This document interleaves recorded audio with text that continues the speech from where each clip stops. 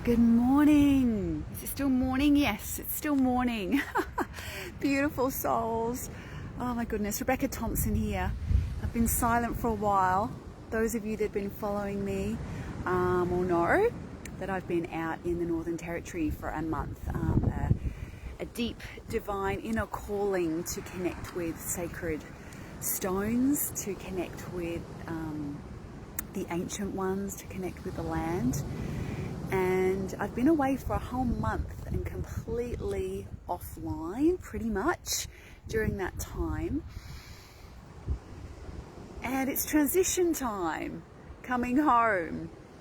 And so I thought I'd share a bit about that, because transition times are transition, right? They're exactly what they say they are. And if I think back to, oh my goodness, like being in labor, we have that time, don't we, when in called transition during a birthing period. And it can be discombobulating because you are moving from, one way of being to another. It's a transition. So it can be disconcerting. Hey, anyone that's jumped on, just say hello. Hey, Sonia, we've got a few others jump on.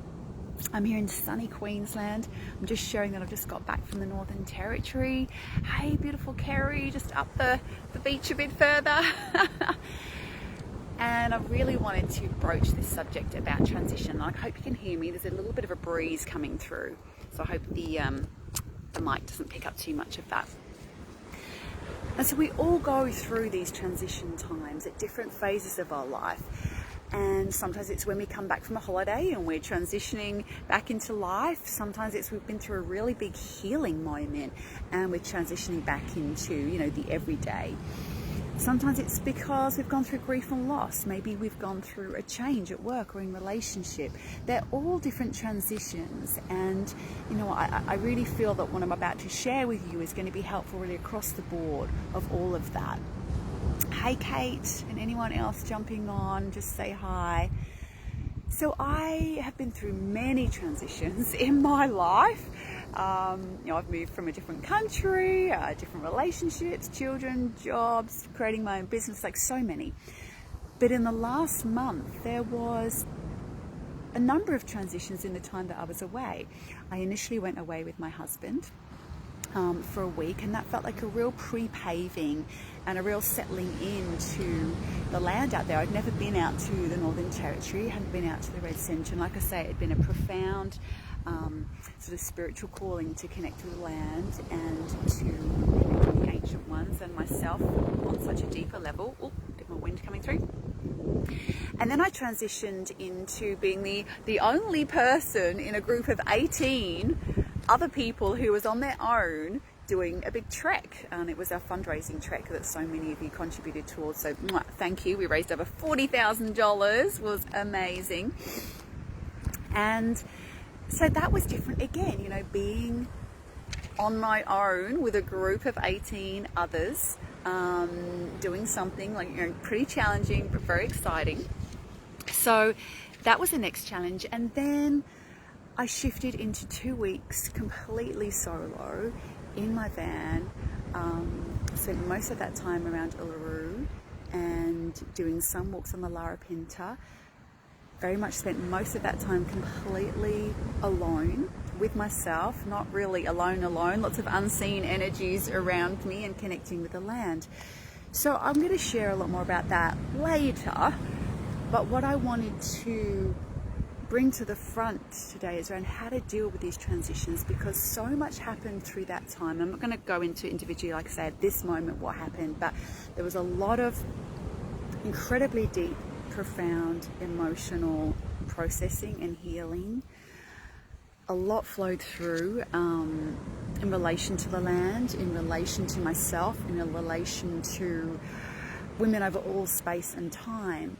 So coming back from that kind of huge, vast, deep, open, wide space, not just physically, but emotionally, energetically, spiritually, to come back to one's kind of everyday life can be a challenge. And let me know if you've felt that. Who's felt that when you've had a massive experience? And like I say, it can be a positive experience or a challenging experience whatever it is, but there's been a vast opening, you know, even in grief and loss, in change with work situations, or in a big healing moment like this, or say you've been on retreat, there's a big opening, right? There's a big vastness there into emotional, energetic space. And when we sort of transition back into our, let's just put it in inverted commas, like everyday life, there's a shift that can happen.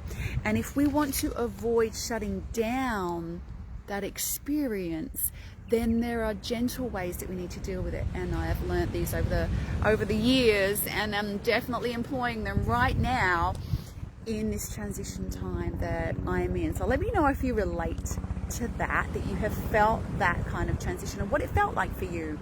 What does it feel like when you transition? I know for me in the past, and I'm going to share like five ways to deal with this, but yeah, Tracy can relate. Yes, right? We can so relate. And if we're not careful, what happens? Let me know, guys, what happens in that transition if you aren't tender with it, if you don't pay attention to it. We can shut down, we can feel stuck, we can feel like the expansion we had never really happened, right? We just flip back to our old ways, because remember, you know, the 30, 40, 50, 60 years that we've lived in a certain way, in a certain groove, in a certain mindset, in a certain level of emotional intelligence and connection is well grooved. And when we shift into something different, no matter whether we label that a positive or a challenging experience, when we move into something different, there's a different way of being. It's an invitation. Because what if everything that happens in your world is happening for you and not to you? It is my deepest belief, and I have a deep confidence in this because of everything that I have moved through and all the transitions that I have experienced and the growth that I've experienced in my life and the hundreds of women I work with in our community, that everything is happening for us and not to us, and everything is happening for us to move us closer to love, to expand us more fully into receiving the fullness of the love that we are. So when we move through a transition, and any transition is going to be a little uncomfortable, it can be emotional, it can feel confusing, it can feel like you are getting stuck, it can feel like you are contracting because you had this big expansion and now you're back in the day-to-day. You can feel like there's a conflict of energies because your usual life might feel like it's demanding from you things that you're not ready to bring. So there can be a tendency to shut down the experience. Now, whether it's a joyful, expansive experience, whether it's an opening into vast emotion because there was grief, it doesn't matter, right? It doesn't actually matter what that experience is. But if we are not present to that experience, if we're not present to that transition, then a shutdown can happen. And that shutdown just pushes away whatever that experience was in order to get on with life, right? That's what the mind says, in order to get on with life. But what I know for absolute sure about that is that if we shut down an experience of transition, or experience that leads to a transition, right, that change, then we are accumulating something that we're going to have to deal with later. And if we've just had a big life moment, an expansion on whatever level, there is so much opportunity, there is so much juice in that, that often takes a while to integrate into your life, right? It's a gentle unraveling, a gentle unfolding often. Big things can happen, but the ripple effect of that continues for some time, right? For some time, and we need to stay open to that. And if we shut down in that time of transition because we're going from a big expansion, a big emotion, a big feeling, a big joy, or whatever it is, into something else, and we shut it down, then we are kind of negating that experience. We're going to have to go through something all over again in order to fully reap the benefits of that. So here's 5 things that I jotted down today that I am living through right now, because I've come back from this incredibly vast, deep, global, emotional life-changing experience in the Northern Territory, which I will share about in bits and pieces as we go through these coming days and weeks and months. And it's been very emotional landing back here. Now, in the past, I would have contracted a lot and compared and gone, oh, I don't want to be here, I want to be back out there.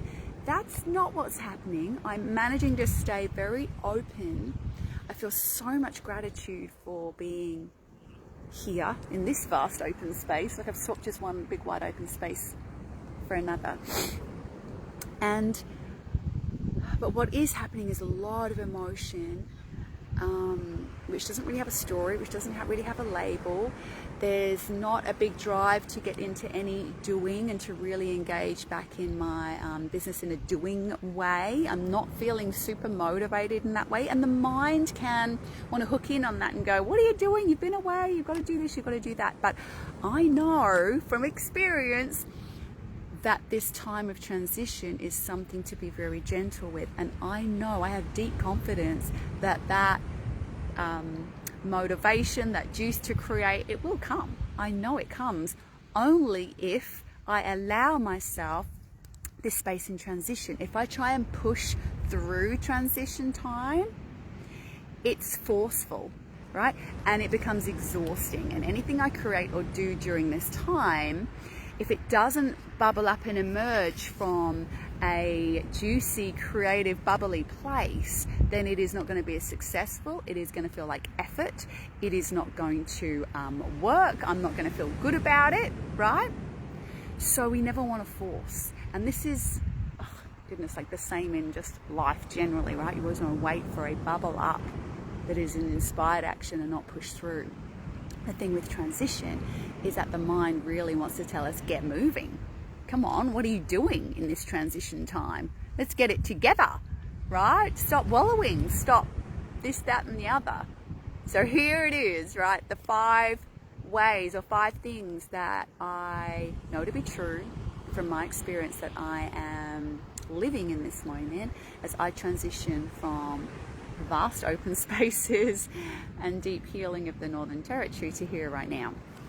And I'm going to share how to work with me in a half day coming up in Brisbane and Bribey to really get some embodied practice around some of these tools. If you're interested in that, keep watching. We're going to pop the link on below in a minute. We have a Brisbane and a Bribey event coming up in July and August, so do keep a look out for that. I think Tina, if you're on here now, my beautiful assistant, is going to pop that link on where you can get an embodied experience of this, because it's all very well talking about it, but until we actually get a felt experience, you know, it's not happening. So, number 1, you probably guessed this from what I've already shared with you, is allowing space to transition, to acknowledge that it's even a thing, to pave ahead. I'm going to need some transition time here, and to allow space for it. Now, not everyone can take another week off after they've taken a month off. You know, I've created this lifestyle for myself, so I can, but that might not be you. You might have to go straight back to work, or, you know, after grief or after a big expansive healing moment. That's okay, but what you can do is reduce your busyness. Don't connect in with all your friends straight away. Don't go explaining everything that's happened, you know, to everybody. Sometimes in that voicing of everything, we sort of dilute the potency of actually what happened. You need to allow that space and spaciousness to let land what really happened and what this means for you. Not what's just happened to you, but what has just arisen for you, and what might this mean for you. Not getting into the head, but just allowing space for that to filter through. Your soul is speaking to you all of the time, but when you busy that space up with your mind and with doing, you are going to miss that soul speak. You're going to miss that absorption. And so create space. Yeah, even if that's just half an hour in the evening for you to really sit with, okay, what is happening here? Create space. The second one is to find your center in that space. There is a part of you that is unchanging and unwavering no matter what you're experiencing. And it is the essence of you. It is your source and your soul self that is wanting to expand more and more in love through you. And we can have a deep experience of that. And yet when we come back to our kind of maybe everyday life and other energies are wanting to come in, we can lose our center again. And so learning to be able to center yourself. Now, whether for you that's grounding, for me and my community, we work a lot with our center in womb space and our embodied center, and we connect that into the heart and find our spine as our vertical center. But you need to find your way of deeply centering your unchanging self no matter what, because that is your anchor. As other emotions, sensations are moving through, right? That is your cultivation of the safe space within you in which you can hold anything as things are moving and filtering through. And from this place, number 3 is let yourself feel, right? So you have to create the space. You need to come into your center in order to truly let yourself feel from a present space. Now, so many women, when they first start working with me, are overwhelmed with the thought of allowing themselves to feel, because they feel like they're going to get overwhelmed, right? They're going to get into a spiral of emotion that they can't get out of. But when you create the true space and you allow and you learn how to hold center in an embodied way, you are able to feel without losing your center. Right? Now, emotion and feeling needs to flow. Emotion, energy in motion. And when we allow it to get stuck, it's because we're not centered. It's because we're getting into the story and we're getting into the mind. But when we can stay in an centered and an embodied place, then emotion can do its job. It is energy in motion. So whatever grief, loss, joy, sadness, whatever is moving through on an emotional anger, frustration level, it's just energy in motion. That's what it is. We don't need to get hooked into the story around it, but we need to allow it from a place of presence so that it stays moving and doesn't get stuck, right? Very different to just getting stuck in emotion and stuck in the story and getting in that downward spiral. And this is one of the core things we teach in all of my work. One of the foundational things is how to hold deep presence whilst feeling, so that you don't get lost in emotion. Because emotion is designed to move, right? And sometimes in that feeling, sometimes you want to journal, sometimes it's a meditation, sometimes it's a movement practice, but never to distract or to try and fix that feeling. Always that practice arises from deep presence as a way to help be with the feeling and let it move with you and flow through you and heal. Right? And to be fully released, because when we have a big experience, it's always continuously moving through us for some time, right? So very important to allow yourself to feel and allow it to move and not to judge it. So number 4, do not judge your experience, because everything is perfect and everything is happening for you. 100% I know that to be true in every cell of my body. So when we judge our experience, I'm not moving fast enough, I'm feeling this sadness, why do I feel so uncomfortable, what's happening? When we judge it, we instantly contract and go into a more dense emotional state of whether it's guilt, criticism, shame, unworthiness, right? They're all lower vibrational energies. And when we're in transition, we want to be holding ourselves with supreme loving kindness, because all of these uncomfortable sensations in transition are part of the emotion, right? Energy in motion. And if we contract into a lower vibrational emotional state around it by criticizing ourselves or judging it, we are again blocking the movement, right? We are blocking the movement of that emotion. And so allowing what is, and through one's lifelong learning, and I have been through this process so many times, again, I have a deep confidence in what I know is happening through this transition, because I've allowed this process so many times that I know if I allow this with loving kindness, that I pop out the other side so much lighter, brighter, expansive, excited, motivated, creative, right? I know that's on the other side. But if you haven't really allowed yourself to go through this, it's a little scary, right? It's a little scary because you're in the transition of confusion, stuckness, feeling the emotion, wanting to contract, feeling the competing energies around you, feeling the challenges of the world, not feeling quite ready to step back up into it.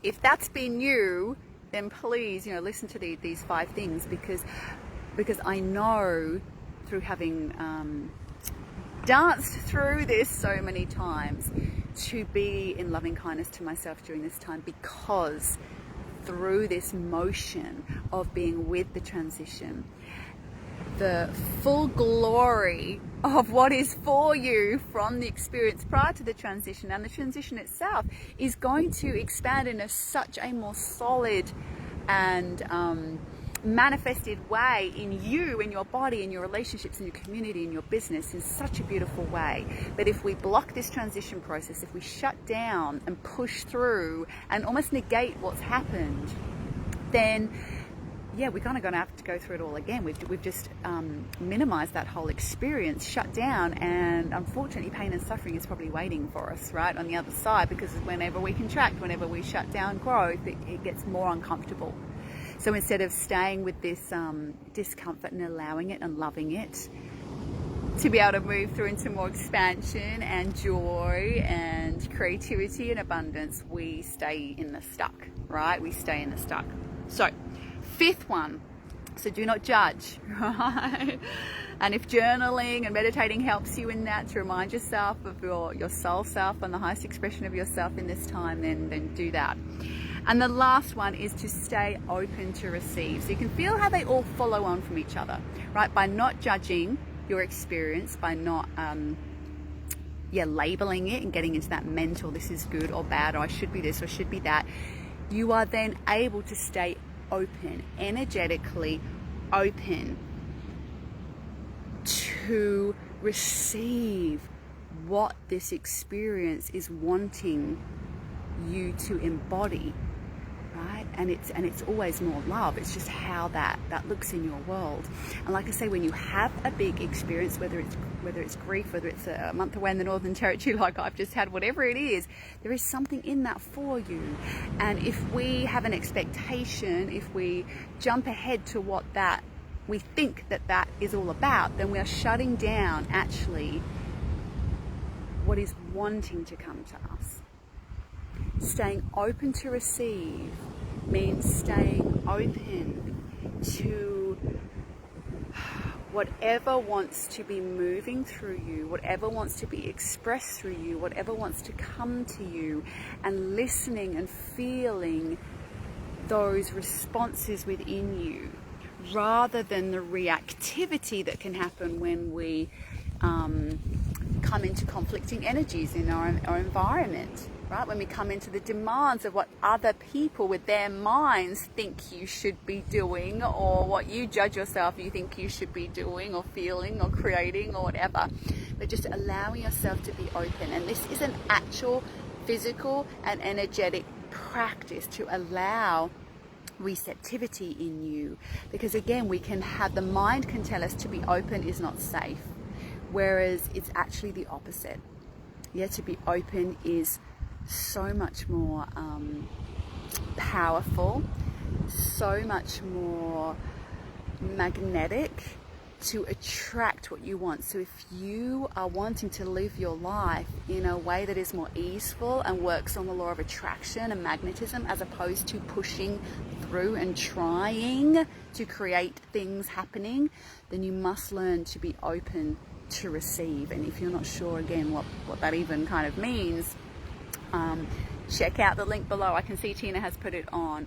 I am running a couple of events coming up soon called Brilliance Without Burnout, where I really share these foundational tools of being present to help you navigate through transition, to help you navigate through life, in a way that it is attraction focused, that is embodied, that reduces stress, that creates more opportunity and ease in your life, that frees up more energy, because you are not in this constant state of trying to work stuff out, of pushing through and trying to make stuff happen. Right? So if that is something you could do with a bit more of, then do check out those links. We've got Brisbane and Bribie Island coming up soon, and I would love to see you there. And do share your experiences of transition.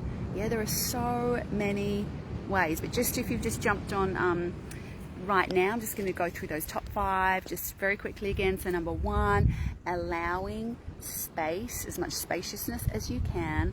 Number 2, find your center amidst that change, because you have an unwavering, unchanging part of you that is moving through with you no matter what's going on around you, and wanting to expand more and more in you into the love that you are.